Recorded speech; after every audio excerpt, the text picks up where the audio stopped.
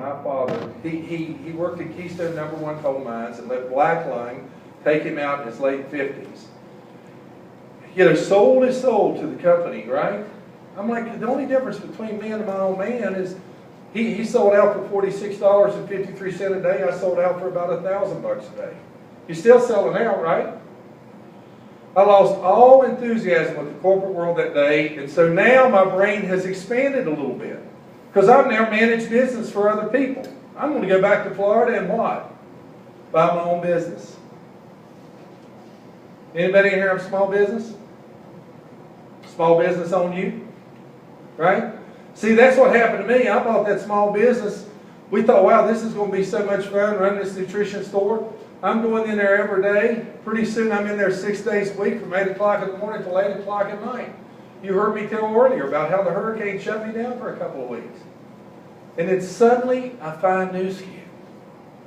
Suddenly I can go to a wedding if I want to. I will never miss another wedding, another birthday, another opportunity to go party. I don't have to do that anymore. And I'm not tied to being at someplace 8 o'clock in the morning, 8 o'clock at night. But I want you to think about the day I bought the nutrition store. When you buy a retail store, here's how it works. You buy the business. And the business has to keep running. So you pick a day and time where you stop the business at midnight one night and you inventory. And then you buy the inventory. But if that business is in a building that's not owned but is rather leased, like it's one of these shopping center kind of deals, what do you do before you buy the business? You go sign up the lease, right? So here's the deal. I paid $175,000 for the business. That came out of my bank account. Then I bought the inventory. They'd run it down to about $75,000. That comes out of my bank account. And I go to a commercial real estate guy and I sign a lease for 5 years, $5,000 a month. That's $60,000 a year.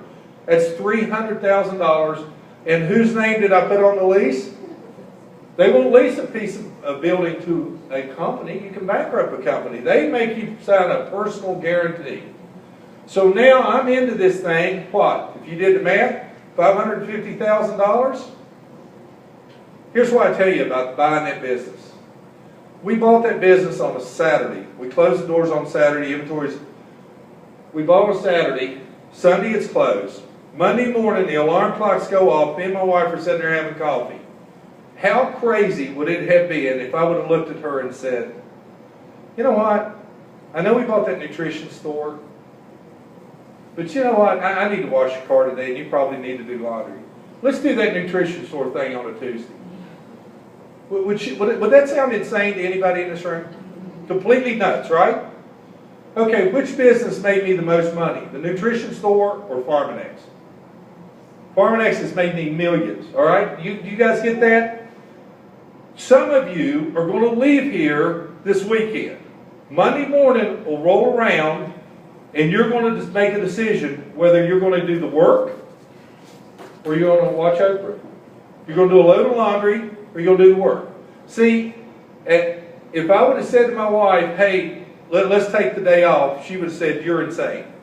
But if you take Monday off, you got to think about that for a minute. There's more opportunity here.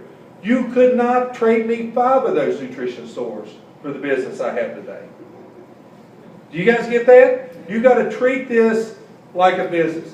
And that starts with making a decision that cuts off all other opportunity, that says you're all in. I never halfway jumped out of an airplane. You were either in or you were out. And that's the way you need to be on this business. Now let me tell you, here's what's going to drive your business. Absolutely will drive your business, is your belief system. Wes, is it okay if I tell a little hard story, military story here? Okay, so here's the deal. I told you I was a jump master, pretty good jump master. I could take anybody in this room and I could teach you how to parachute in about 3 hours. Everything you need to know you can learn in about 3 hours. You know, if first you don't succeed at parachuting, give up. You don't really need a parachute to skydive the first time, but you probably need one for the second trip. Those kind of important topics, I can teach all of that stuff in 3 hours. So here's the thing. The U.S. Army runs the jump school for all the services. Former soldier, right? And so even Marines have to go through Army jump school. And the Army manages to take that 3 hours of training and they condense that into 3 weeks. They do a lot of push-ups, a lot of running, and ultimately you'll get through that 3-week course. They pin the wings on your chest, and then it's Friday afternoon. Now, most people, I went through it 40, but most people go through it 19, right? So where does 19-year-old kids go after they just finished 3 weeks of jump school? They hit a bar, right? They all go out and they hit a bar. Now, I wasn't in this bar. I didn't personally witness this, but a Marine bumped into a soldier, or a soldier bumped into a Marine. Somebody spilled a drink on somebody. Somebody said something really ugly about somebody's mother, and a fight broke out between a cruiserweight soldier and a little bantamweight Marine. And so this little Marine gets knocked down, and he gets back up. And he gets knocked down again, and he gets back up. He gets knocked down again, he gets back up. He gets knocked down. His Marine buddies are over there going, oh my God, the Marine Corps is losing this fight bad.